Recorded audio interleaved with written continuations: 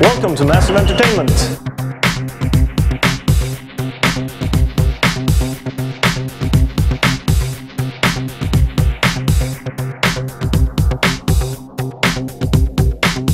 Finally, it's got to feel good to get Soviet Assault out the door. Absolutely, absolutely. It feels great. It's been a fairly long road. It has. I mean, the project really started as a console version of World in Conflict, and we wanted to add some extra missions and maps and content into it.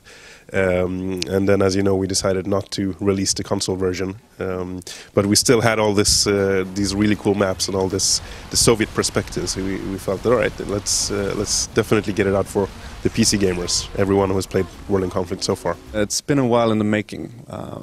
We started work on the Soviet missions right after finishing the original World in Conflict in fall of '07. We had some ups and downs with the company, and there was a merger with Vivendi and Activision, and we got sold to Ubisoft. And immediately when we got on board with Ubisoft, we resumed work on the Soviet Assault parts, wrapped that up, and now we're releasing the new stuff for the PC. So, what can we expect to see upstairs? Hardworking Hard-working developers and hard-playing developers, I guess, as you can see here in the entertainment section. In Massive Entertainment. Who's the best pool player in the company? Well, I don't know, me. And we've got the music section over here. Of course, everybody's a rock star these days. So rock band, guitar hero, whatever else you need to have a good time. And an extensive library of games, of course. Of course. And the Game Reactor magazine to read. So we're sneaking into Massive Sound Studio for a quick chat. Hi Ola. Hey. Hi. Hey, how you doing? I'm okay. How does it feel to finally be able to see people play Soviet Assault? I know it's been a long road. It's great. It's a really great feeling, especially since World in Conflict has received a lot of good critique from we have a lot of fans, and it's heartwarming to see that your work is appreciated. It's been a lot back and forth. It feels good. It feels good it's out there. I mean, we put on a lot of hard work into it, and I'd almost put it aside, you know, with the entire fall going by and nothing happening. And so yeah, it's great to finally see it out. Over here we got some level design and mission scripting and for Soviet Assault. We can move on a little bit here. We got some nice hardware.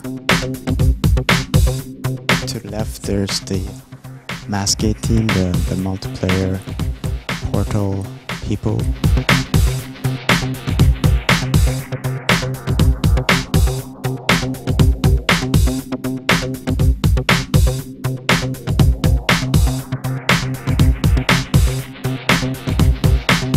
In your opinion, what's the best thing about showing off the Soviet side of things?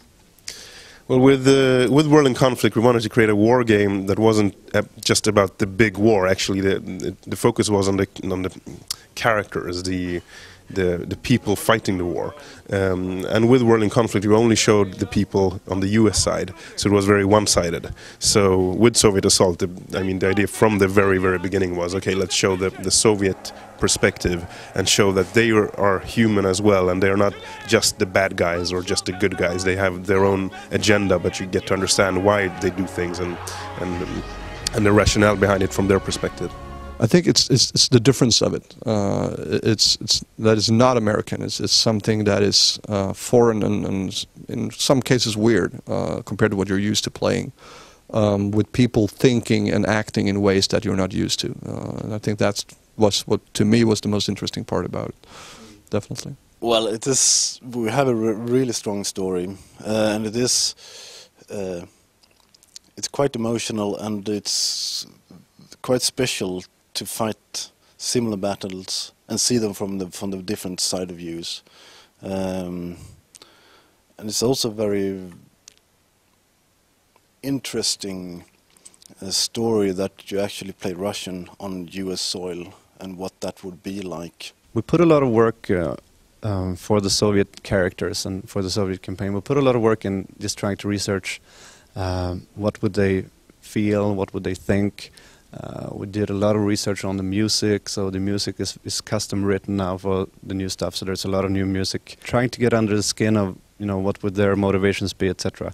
It was kind of hard, of course, because in the original storyline, the Soviet Union is the aggressor, which, you know, does the first strike and everything. The thing was that in Soviet assault, as in World in Conflict, we don't really focus on the big picture, on the generals, on the presidents.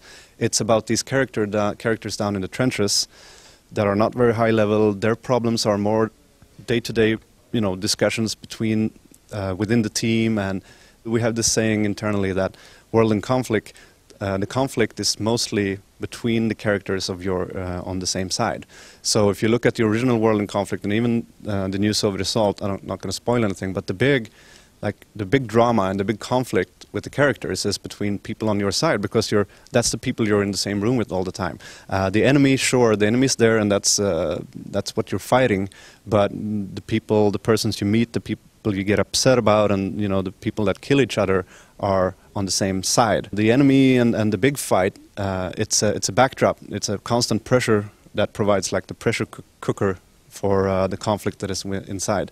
So it turned out that when we started doing that it was no problem at all to create a very nuanced and balanced story for the Soviet characters, because they hate each other and love each other within the group just as much as, well, the US characters do.